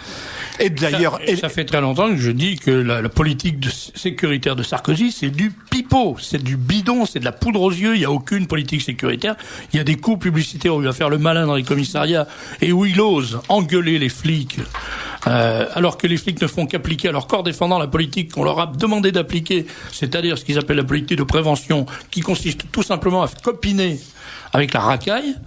Et quand ils le font, on voit Sarkozy descendre à Toulouse, c'est ça, ou à Béziers, pour engueuler les flics qui ont fait ça. Et alors, on a cette histoire de la petite Sarah, et en face, on a une histoire qui est l'inverse, je dirais, ou qui est la démonstration. Alors que quand cet État pourri, cet État mafieux, est en face d'un faible, ou de quelqu'un dont on sait qu'il réagira pas, alors là, il devient absolument implacable. C'est l'affaire Thierry Ferrer. Absolument, à la scène. En deux mots, Thierry Ferrer, il y a un an, là, en ce moment, donc à la fin février 2002, découvre sa petite fille... à Toulon, ça, cette fois. À la Seine. Oui, sa petite fille prostrée, elle a été violée par un Arabe, par un Algérien. Le père foudrage attrape un fusil, retrouve l'Algérien, le coupe en deux d'un coup de fusil. Il est arrêté. Il se trouve que, premièrement, il a agi sous le coup de la colère, dans l'emportement. Deuxièmement, sa fille a été violée. Troisièmement, quelque temps avant, un de ses neveux, où une de ses nièces a été également l'objet, a fait l'objet de menées de la part d'un pédomane, et que la justice a correctionnalisé l'affaire. C'est-à-dire le type va s'en tirer avec une amende et une réprimande. Et dans la famille de Ferrer, on est ivre de rage à la suite de cette affaire qu'on considère comme une affaire de classe. C'est-à-dire la famille Ferrer dit « Nous, c'est parce qu'on est des pauvres gens, on peut nous faire n'importe quoi, on est des pauvres gens et on s'en tire avec une amende. » Donc Ferrer pique un bœuf et il coupe en deux cet arabe avec d'un coup de fusil. Entendons-nous, c'est très mal. On ne doit pas faire justice lui-même. Moyennant quoi, il est mis en prison. Mobilisation pour le faire libérer. La mobilisation va durer quelques jours et elle va être déstabilisée, cassée par le juge d'instruction qui instruit uniquement à charge contre Ferrer en essayant de démontrer, premièrement, que la famille ne présentait pas les garanties suffisantes pour la petite fille, deuxièmement, que la fillette, en réalité, était depuis longtemps la maîtresse, c'est monstrueux, hein, on croit rêver, de l'arabe que elle avait 13 ans. Ferrer, elle avait 13 ans, qu'elle était sa maîtresse et qu'elle avait raconté ça à son père parce que l'arabe l'avait plaqué, ce qui est absolument faux. J'ai eu une conversation avec l'avocat qui m'a dit, il n'y a rien à faire, cette histoire ne tient pas une seule seconde. Toutes les expertises ont démontré que la gosse a été violée, qu'elle est victime d'un grave traumatisme sexuel dont elle ne se remet pas. Le bilan, c'est que depuis 1 an, Thierry Ferrer est en prison, alors qu'il présente toutes les garanties de représentation. Il a naturellement plus d'argent. Sa femme, qui est devenue folle, survit grâce à la charité des camarades pêcheurs de Thierry Ferrer. Sa fille est en foyer, elle a commis 3 tentatives de suicide. Voilà. Alors, d'un côté, vous avez des salopards qui ont violé une fille, qui viennent se pavaner, qui menacent de la tuer, et qui terrorisent les parents de cette gamine. Et de l'autre côté, un père de famille qui a eu un acte que je trouve parfaitement compréhensible. Il a tué l'ordure qui a violé sa fille. Ce type est en prison depuis 1 an, sa famille est brisée, lui est ruiné, et sa femme est devenue folle, et sa gosse est perdue. On se dit, quand on est en face de ça, qu'on est vraiment dans un système d'ordure. Serge, si je puis vous couper, en pareil cas, la griffe ne peut agir, vous le savez, ne peut pas agir. La griffe ne peut agir que dans le cadre de la loi dite antiraciste, la loi Rocard-Dessau. Mais elle lutte aussi en dehors du strict cadre judiciaire et juridique pour les libertés, notre identité française et contre le racisme anti-français, donc sur le plan concret. C'est là que je souhaite que beaucoup des auditeurs qui m'écoutent nous rallient. Mais nous sommes prêts à aider, dites-le aussi à cet avocat, aider concrètement. Moi, je suis prêt à aller à la Seine, organiser ce qu'il faut comme réseau de solidarité, ça c'est notre travail. Alors Bernard, dites à cet avocat qu'il me téléphone et que je suis prêt à voir avec lui, dans l'intérêt de la famille, ce que nous pouvons faire. Le problème, c'est que quand cette affaire s'est produite, parce que là on est au cœur d'une grande d'une manipulation qui est exemplaire. Quand cette affaire a éclaté, évidemment, tous les gens, spontanément, les gens du Front National, à Seine-sur-Mer, il y en a beaucoup, à Toulon, il y en a beaucoup, se sont portés au secours, à l'aide de Ferrer. Ils ont commencé à organiser un comité de soutien, et je disais tout à l'heure que ce comité de soutien a été brisé par la justice, mais j'ai pas tout expliqué. Car ce qui s'est passé, c'est que d'une part, il y a eu cette enquête qui a jeté la suspicion sur la famille d'une façon très maligne avec la complicité de la presse locale. Mais surtout, on a dit à Ferrer... Je le sais bien. Voilà. C'est pour ça qu'au début, pour le dire très clairement ici, j'avais proposé nos services. Mais j'ai compris pourquoi on ne les prenait pas, parce que c'est chaque fois pareil, presque chaque fois pareil. On dissuade les gens de recourir à nous, alors qu'ils ne risquent rien. Mais ça n'est pas parce que le pauvre gars, dans un premier temps, a suivi des mauvais conseils, qu'au point où il en est aujourd'hui, nous n'accepterions pas, nous, bien sûr, de continuer notre offre, parce que aussi bien dans le cas de la petite de Roubaix, de la petite Sarah, que dans le cas de Ferrer, eh bien, je trouve que nous avons un devoir de solidarité, de combativité nationale contre ces gens victimes du racisme des bandes occupantes. Et alors, vous m'avez apporté un document qui m'a surpris parce que... On parlera de l'islam peut-être un tout petit peu tout de même. On en dira peut-être un mot, mais après, si vous le voulez. Oui, parce qu'on a parlé de l'Irak. J'aurais aimé donner une précision. C'est qu'une chose est évidemment, de ne pas accepter la boucherie en Irak. Une chose est de faire une politique avec l'Irak baasiste, dont j'aimerais bien qu'elle ne vire pas donc à l'islamisme, ou qu'il ne vire pas, je ne sais pas si on dit il ou elle pour l'Irak, mais une autre chose est de la politique par rapport à l'islam déferlant chez nous. Et voilà pourquoi je mène en ce moment, vous l'avez dit, toute une campagne de conférences. Les salles sont combles et nous parlons jusqu'à une heure très avancée de la nuit souvent sur ce thème de la France face aux défis islamiques. Parce que les élites politiques, entre guillemets élites, ne savent pas du tout ce qu'est l'islam. J'ai interrogé tous les conseillers régionaux de Midi-Pyrénées il y a peu. J'aurais demandé qui parmi vous a lu le Coran. Aucun. Ils sont aussi ignorants de ce qu'est l'islam que leurs prédécesseurs l'étaient de ce qu'était le nazisme. Ils n'avaient pas lu une seconde de Mein Kampf. Or, il va de soi que l'islam, ça n'est pas du tout une religion. Ce n'est pas du tout une religion. Savoir cela, ça éviterait à certains responsables politiques de dire des conneries et de parler de l'islam en disant c'est un problème religieux. Bien sûr que non. L'islam est un ordre totalitaire, modelé par son fondateur Muhammad. Et Muhammad, c'est un guerrier, un massacreur. C'est un homme, ce n'est pas une sorte de Christ. Comme le dit la grande journaliste, la grande historienne Battiéor, israélienne, les chrétiens ont souvent été infidèles donc au message du Christ et à son exemple, mais les musulmans, non.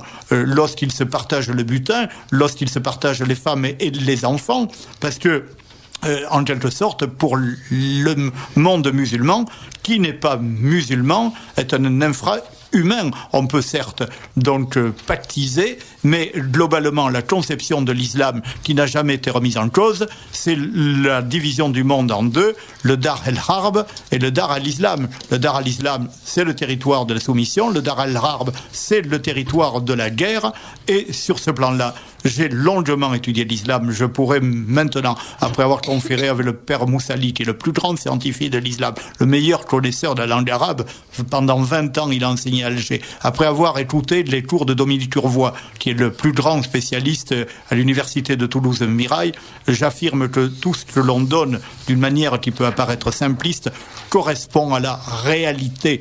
Et que chaque fois que se crée en France une grande mosquée, c'est une enclave donc étrangère à notre identité nationale qui se met en place. Oui, nous avons à relever le défi de l'islam. C'est un défi politique, c'est un défi social, et ce n'est que partiellement un défi religieux qui pourrait être relevé si l'on méditait de la parole du père de Foucault. Ces peuples seront chrétiens ou nous chasserons. Vous écoutez Radio Courtoisie. À propos de l'islam, je voudrais évoquer la position actuelle de Fillon, je crois, qui envisage de faire... c'est pas Fillon, donc qui est-ce qui envisage de faire modifier la loi sur le financement des édifices et des organisations cultuelles par l'État, c'est-à-dire de revenir sur... Je peux vous causer de cela, puisque c'est en fait la philosophie de la discrimination positive telle qu'exprimée par une de mes filles a trouvé ça sur Internet, par les clubs de Monsieur Juppé à Bordeaux. Il faut faire franchir à l'islam le retard qu'il a accumulé, cite, par rapport à la religion catholique. Et voilà pourquoi la gauche devrait quand même s'indigner. On va violer, mais de la plus mauvaise façon qui soit, une loi contestable, certes, la loi de séparation de l'Église et de l'État, mais aujourd'hui, donc, au profit de l'islam. C'est une vieille constante maçonnique. C'est celle qui nous a fait perdre l'Algérie. C'est celle qui nous a fait perdre l'Algérie. On continue chez nous. Et ce qu'a mis en place M. Sarkozy est totalement aberrant. Nous pourrions le commenter d'une manière un peu scientifique. C'est un cadeau pour enfants fous. Celui-là est pure folie. Il a plaqué sur la réalité islamique une vision incertaine qu'il peut d'ailleurs avoir de la religion catholique ou de la religion juive, parce qu'une chose est le christianisme, une chose est le judaïsme, une chose est l'islam. Ce sont des religions donc qui peuvent avoir des coïncidences, mais enfin fondamentalement différentes. Et alors, je disais tout à l'heure que vous avez pris une initiative qui est inattendue, parce que on entend toujours dire, oui, mais au fond, bon, vous êtes les gens de la droite nationale, vous vous cantonnez dans une opposition stérile, vous ne faites jamais proposition, vous décriez tout ce que font les gens qui sont au pouvoir, mais vous n'apportez aucune proposition concrète. C'est-à-dire, vous vous contentez de dire, si on est au pouvoir, à Dieu ne plaise, on fera ça.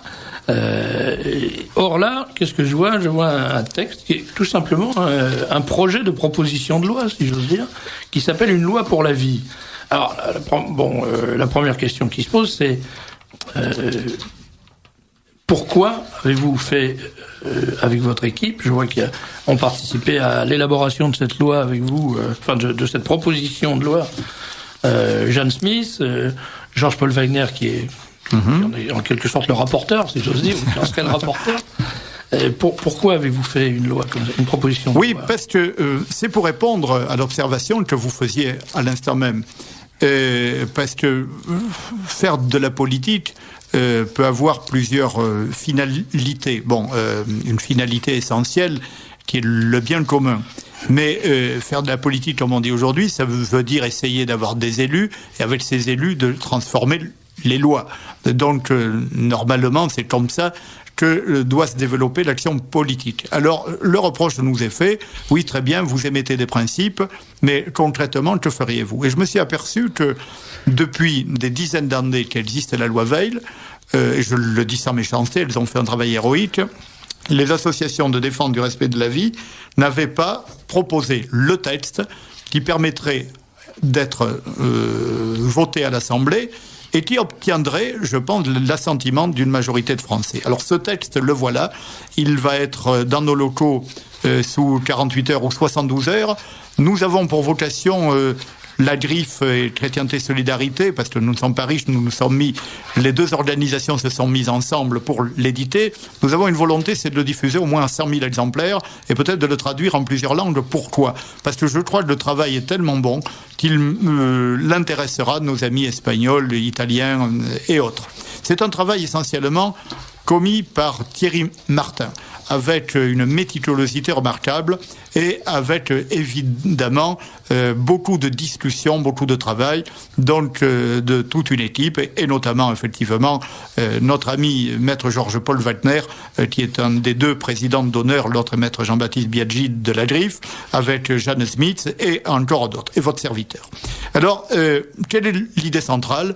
Eh bien, c'est qu'il faut faire une loi positive pour la famille, pour encourager la famille. Parce qu'enfin, on parle des retraites. Pourquoi est-ce qu'on va avoir beaucoup de mal à payer les retraites ? Parce qu'il n'y a plus assez de petits-enfants. Un point, c'est tout. Et que tout le drame français, il est là. Il découle de ce que j'avais appelé le premier, pardonnez-moi cette immodestie, en 1976, le génocide français. Cette loi n'est pas une loi comme la loi précédente, qui n'avait pas de générosité, de vindicte contre les jeunes filles et les jeunes femmes qui peuvent se laisser aller à un acte de désespoir. Nous pensons qu'il faut montrer, avec tout ce que nous savons de la science aujourd'hui, que l'avortement, c'est le meurtre d'une personne qui est parfaitement identifiée dès la première seconde de la conception. Donc, mais nous ne voulons pas condamner. Nous voulons condamner les avorteurs, mais nous ne voulons pas d'une loi qui condamnerait les jeunes femmes qui, au fond, se seraient laissées conduire par ignorance ou par désespoir à ce geste de mort.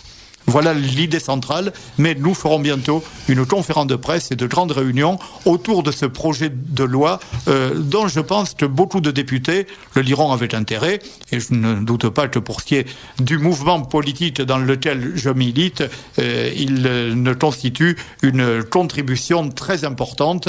Donc, parce qu'il y a un débat, là, même au sein du mouvement, il y a une tentative de... oui, je crois qu'il y a eu, mais je ne commenterai pas ici, quelques propos qui méritent rectification, parce que jusqu'à présent, il n'y avait pas de débat, il y avait une unanimité, et j'espère que cette unanimité continuera, parce que quand on dit que l'avortement est un acte abominable, mais qu'il ne faut pas le combattre, c'est quelque chose de parfaitement contradictoire. Ou il n'est pas abominable et on ne le combat pas, ou bien il est abominable et il faut donc trouver une solution. Et donc ceux qui commettent l'acte abominable de faire avorter doivent être sanctionnés. Et encore une fois, il ne s'agit pas, compte tenu de la société que nous connaissons, de conduire au désespoir les jeunes femmes dont je parlais tout à l'heure.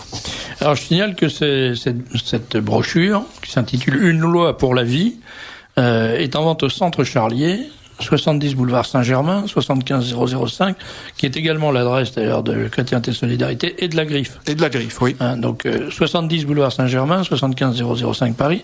Et la brochure Une loi pour la vie, si vous voulez participer à cette diffusion, vous pouvez commander un exemplaire pour 2,5 €, 10 exemplaires pour 20 €, 20 exemplaires pour 30 €, 50 exemplaires pour 50 €, et à partir de 1000 exemplaires, on vous envoie un chèque.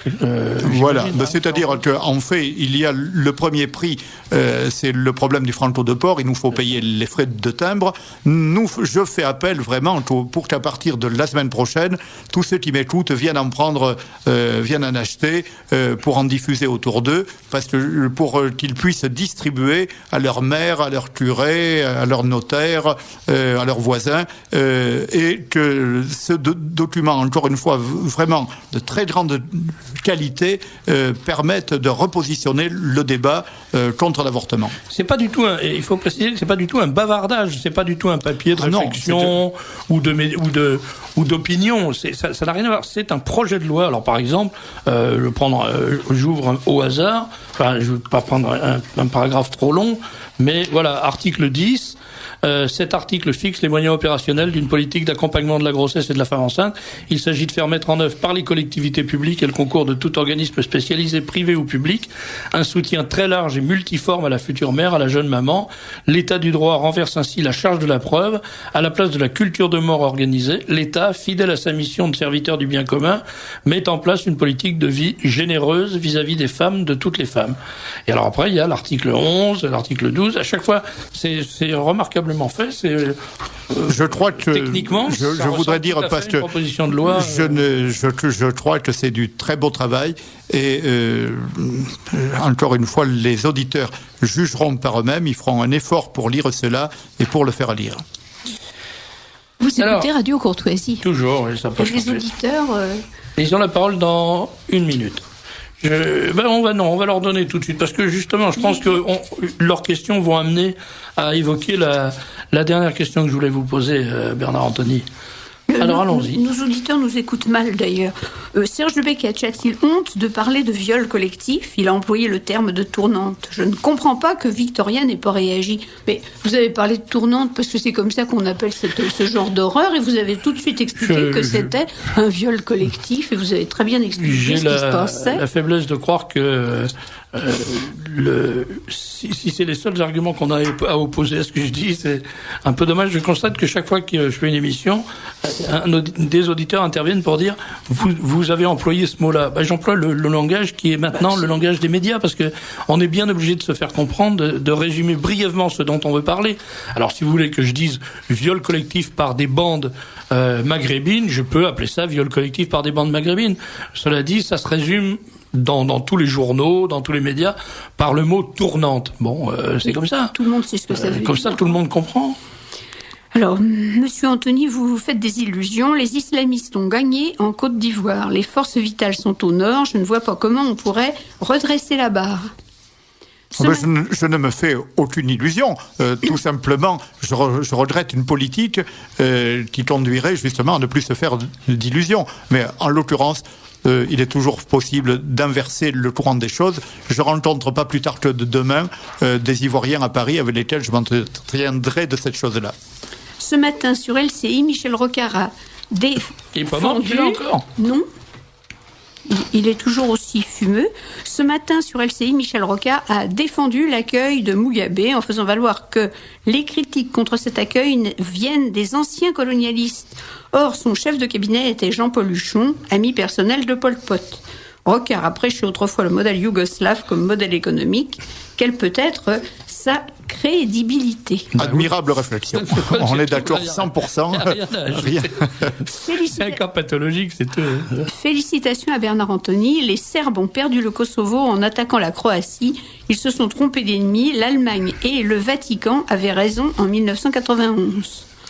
Pourquoi l'Irak n'aurait-il pas le droit de survoler les USA et d'aller inspecter les réserves d'armes de destruction massive ?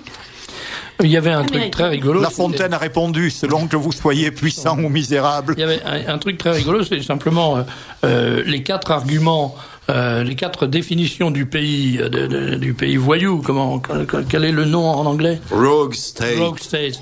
Quelqu'un a dit, voilà, les 4 définitions, c'est premièrement, deuxièmement, troisièmement, quatrièmement, et ça s'adapte parfaitement à 2 États qui sont pas considérés comme des rogue states, dont les États-Unis. L'autre, je le dis pas parce qu'on va encore m'accuser encore. Je veux pas prêter le flanc à la critique. Mais moi, je vais le dire, c'est Monaco. Voilà, je vous laisse la responsabilité de cette affirmation. Attention, parce que Régnier, il a le procès facile, hein. Monsieur Griotret est d'accord avec Monsieur Madelin à propos de la guerre en Irak. So il est what? D'accord. Madame Michu aussi est tout à fait d'accord avec ces messieurs.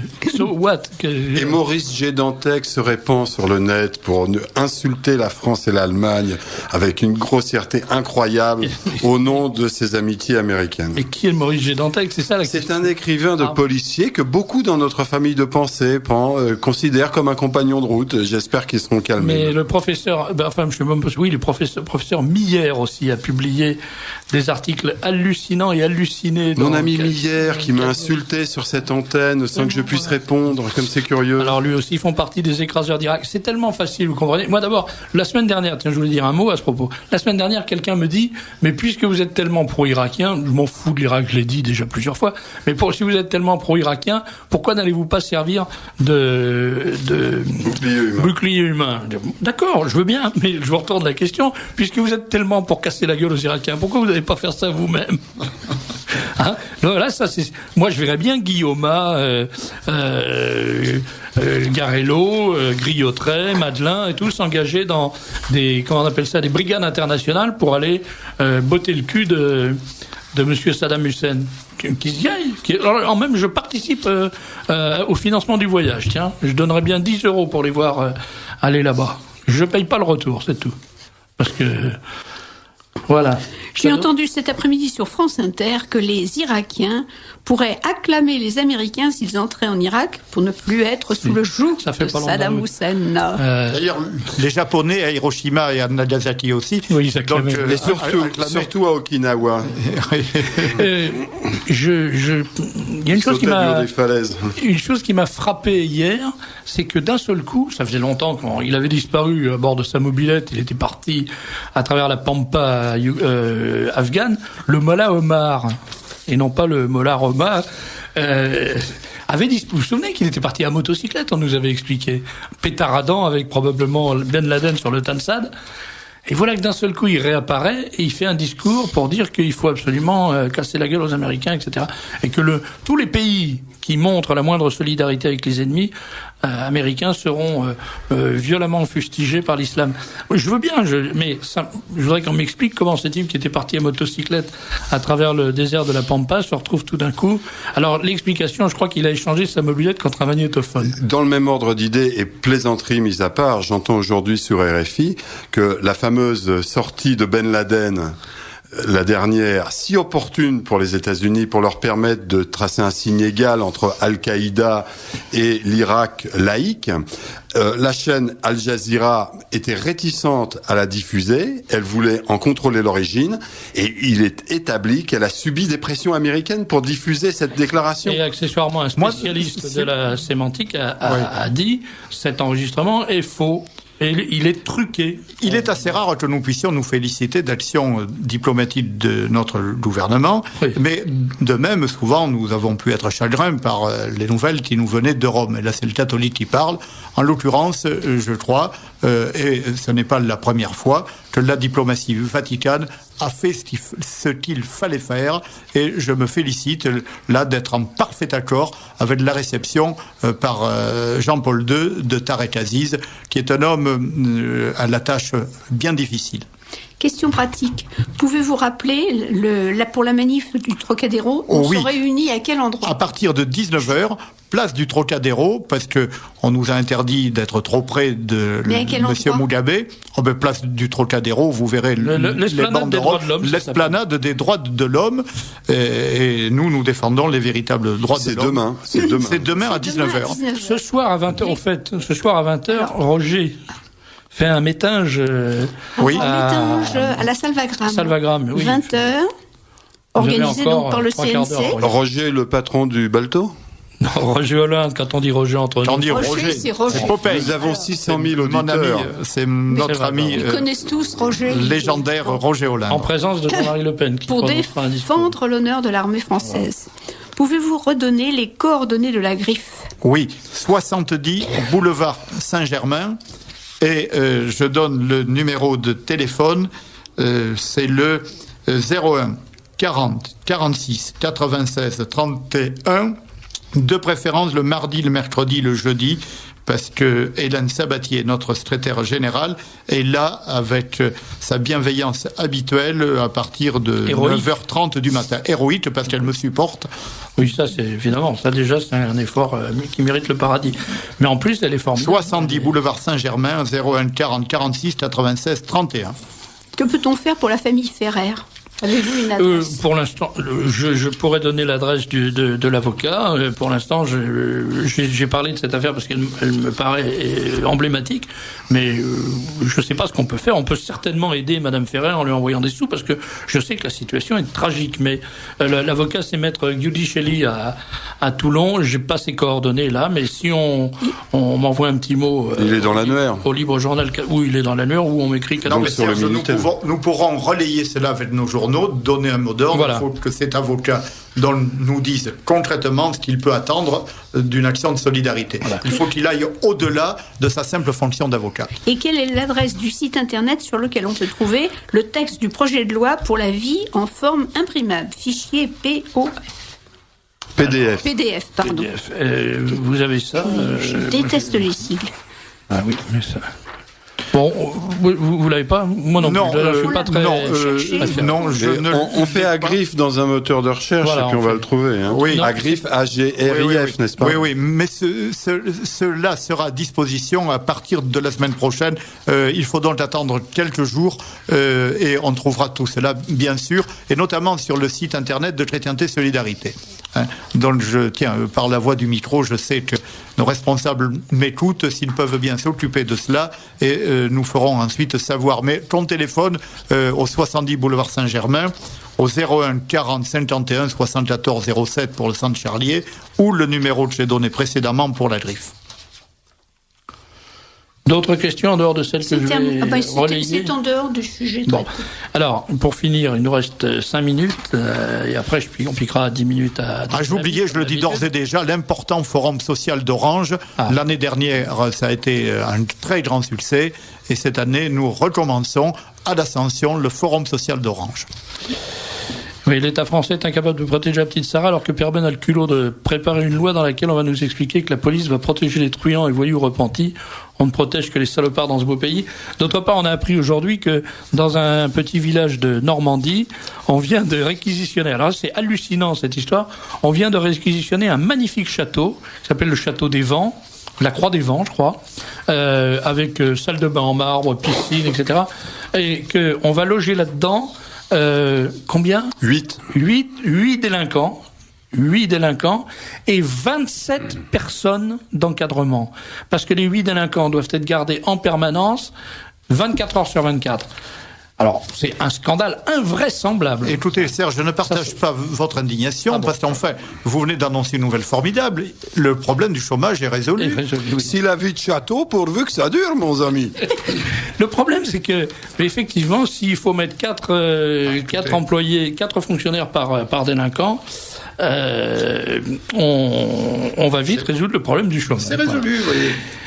Oui, alors, en 3 minutes, est-ce que vous voulez donner votre sentiment sur, appelons ça l'affaire, la crise, le prurite qui agite certains milieux, ou plutôt la presse. Certains journaux, vous voulez dire. Oui, c'est ça. Oui, vous voulez en parler ou... J'ai envoyé... Moi, je dis que j'en parlerai pas dans le livre. Je ne me dérobe aucune question, puisque des questions il y a. Vous savez, j'ai envoyé hier un communiqué dans lequel je ripostais à un article, j'avais lu une photocopie, parce que je ne lis pas ce journal, de Libération du désinformateur Forcari, avec lequel je m'expliquerai devant les tribunaux. Et je disais que même muni d'un masque chirurgical antibactérien médiatique, je ne souhaitais pas le rencontrer, puisque évidemment tout ce qu'il me faisait dire, penser, etc., était pure supputation. Pour le reste, je ne mettrai pas ma langue de bois, enfin je n'emploierai pas la langue de bois, je n'en ai jamais fait. Je suis toujours très chagrin des crises. Et on trouvera dans le prochain numéro de Reconquête un article dans lequel je m'exprime sur le sujet. Cela mérite nuance. J'ai bien pesé tous mes mots. Il s'agit de 10 considérations sur la politique et j'invite au rendez-vous de l'amitié française. Ce que je crois, c'est que le Front National est porteur de grands espoirs pour le pays. Il a déjà accompli de grandes choses. Peut-être faudrait-il Je suis un homme d'entreprise aussi, je ne l'oublie pas. Pendant que j'ai été, pendant plus de 10 ans, directeur des ressources humaines d'une grande entreprise, je faisais fonctionner un centre de résolution des conflits. Il n'y a jamais eu une seconde de grève. Et je crois donc que certaines querelles pourraient être évitées, à condition qu'on veuille bien substituer les débats d'idées aux querelles de personnes. Je suis persuadé, je n'ai jamais employé l'injure quant à moi. J'étais fermement opposé au projet de M. Maigret, fermement opposé aux idées de la nouvelle droite de M. Pierre Vial et compagnie. Ça n'enlève pas la courtoisie. Donc, je pensais qu'à l'époque, il fallait débattre avec des gens comme Vial qui vraiment n'avaient pas nos idées. On aurait bien vu qu'ils ne correspondaient pas au programme du Front National. Aujourd'hui, il y a des problèmes qui me paraissent vraiment subalternes. Et ça serait dramatique que des querelles puissent encore nous affaiblir. J'adjure, mes amis, et jusqu'au plus haut niveau, de faire en sorte que ces querelles-là ne transparaissent pas, parce que nous n'avons aucun intérêt à cela. Mais je défendrai bien sûr mes idées, si c'est les idées qui sont en cause, comme je l'ai fait tout à l'heure, après l'article du journal Le Monde. Merci Bernard Anthony. On se retrouve dans 1 minute, parce que je vais piquer donc quelques minutes à Daniel Amiche avec son autorisation et même sans, pour présenter le contenu du Libre Journal sur papier, mon Libre Journal à moi et à ma petite femme, que j'embrasse, tiens, à propos. Voilà, message passé. Alors c'est un malin, ce Daniel Amiche, il est retors. S'il a fait entrer le docteur Dor, je fais entrer le docteur Dor. Il sait bien que je vais craquer, parce que c'est ça. C'est la tactique du voleur chinois. Oui, c'est la tactique du voleur chinois, ça.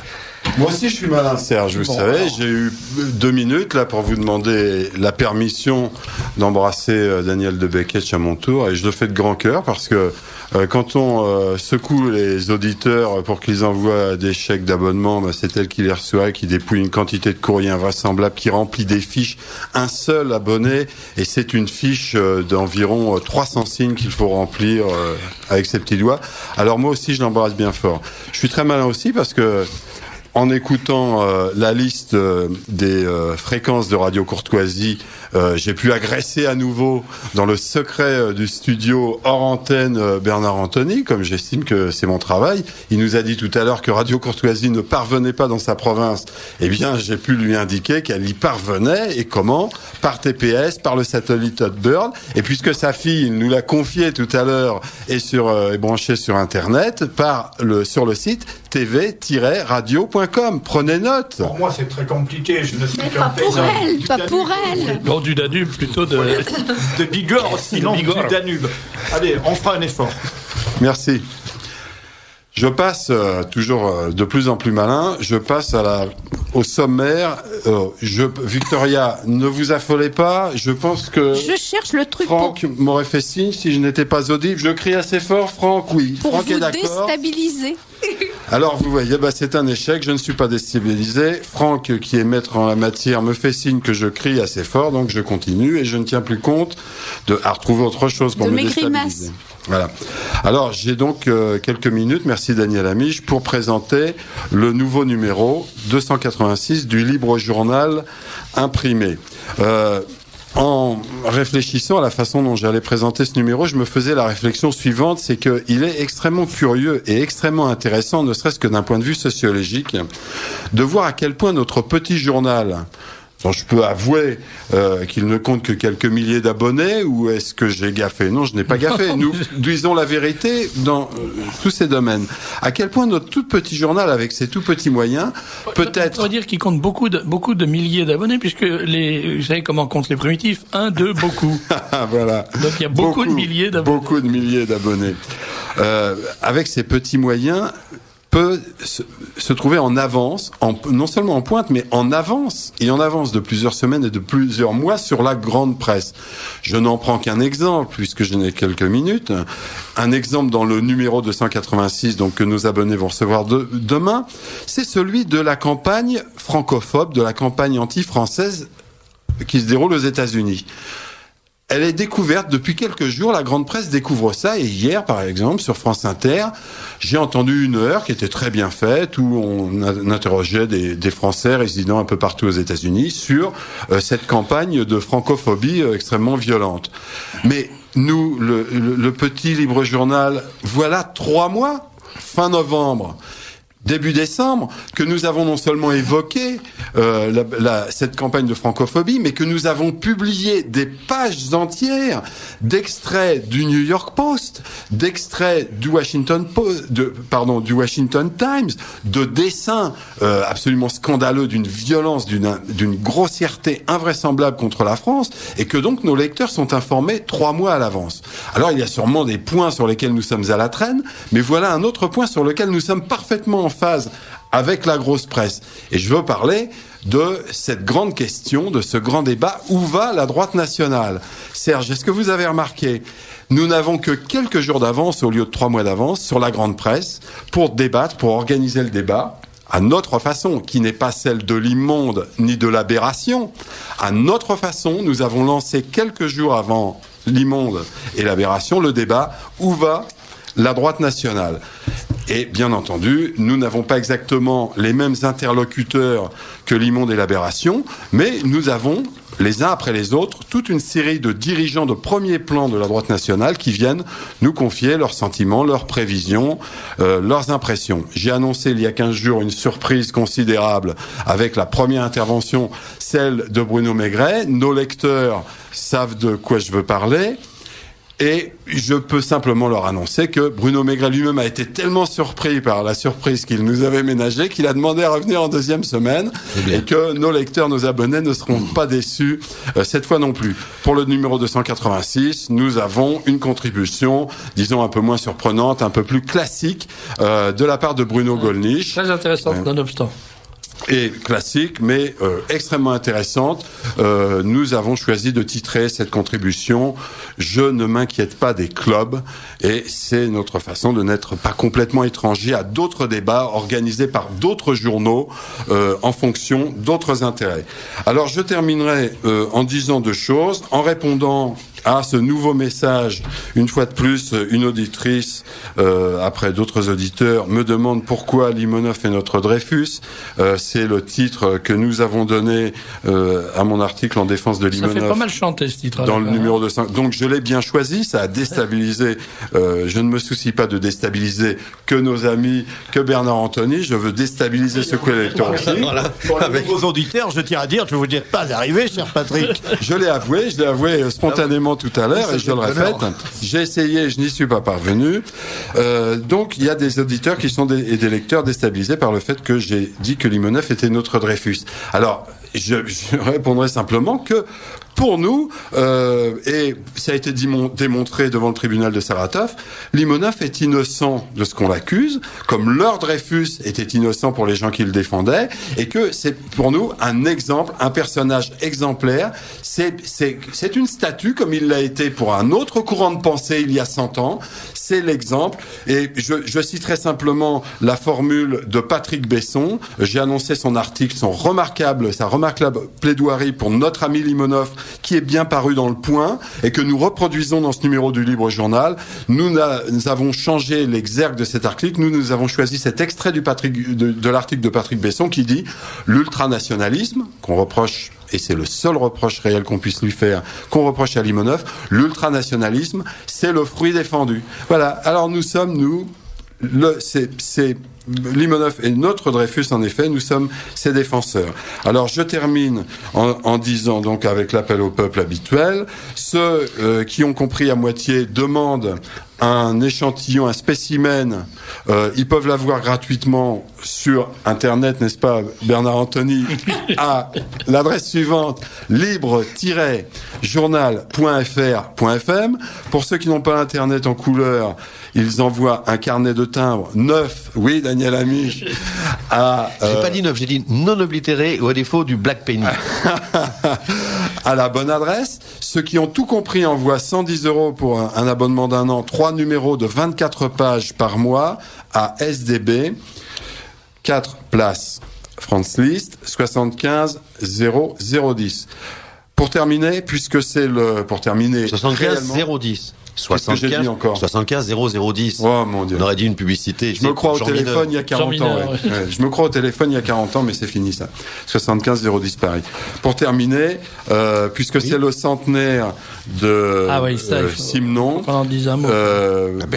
Serge de Beketch m'a non seulement autorisé, mais encouragé à mentionner une de mes propres œuvres que j'ai réalisée avec mon ami Charles Frassati, qui s'appelle Victor, et qui est purement et simplement le développement du dernier plan inédit, abandonné de Simenon. Le titre est de lui.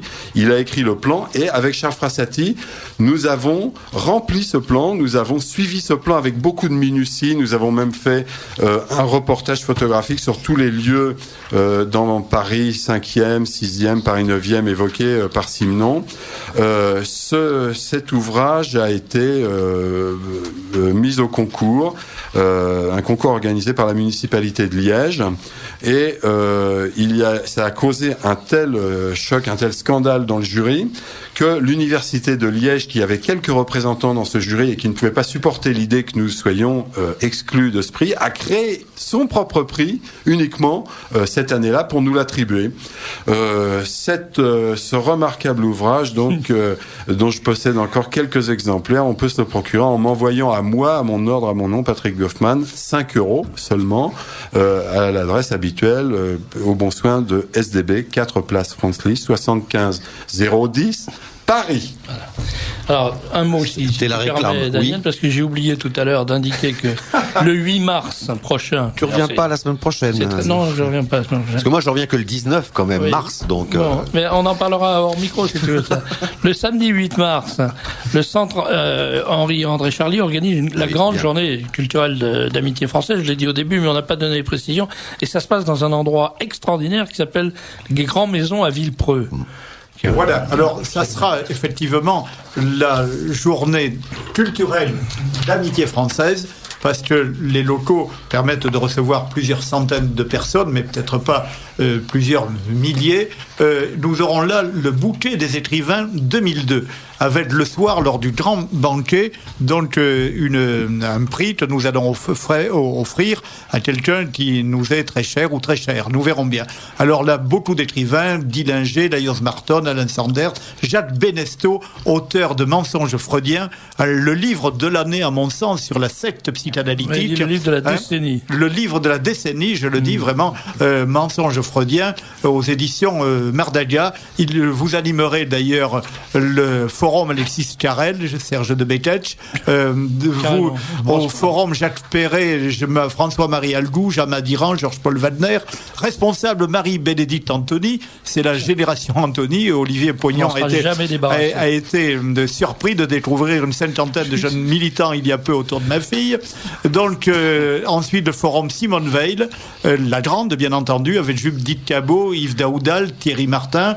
Le forum Yvan Tomasi avec Jean Viadatel contre l'impérialisme islamique avec Richard Haddad, Roger Tébib. Vous voyez, je ne veux pas continuer. Alors, c'est le 8 mars. On peut trouver des dépliants, des tracts au 70 boulevard Saint-Germain. Je traiterai à 19h sur le fond Mon sujet, la France face aux défis islamiques.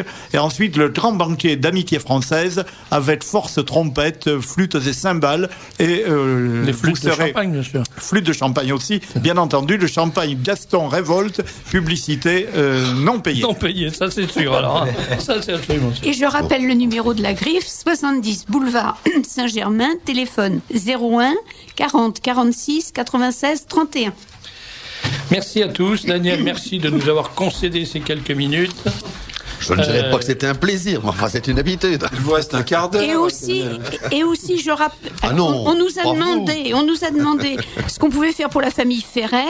On nous donne l'adresse de maître Guidicelli, GUIDICE2LI, 4 rue Picot, 83 000 Toulon. Et son téléphone 04 94 62 16 52. Merci, bonne semaine, que Dieu nous garde.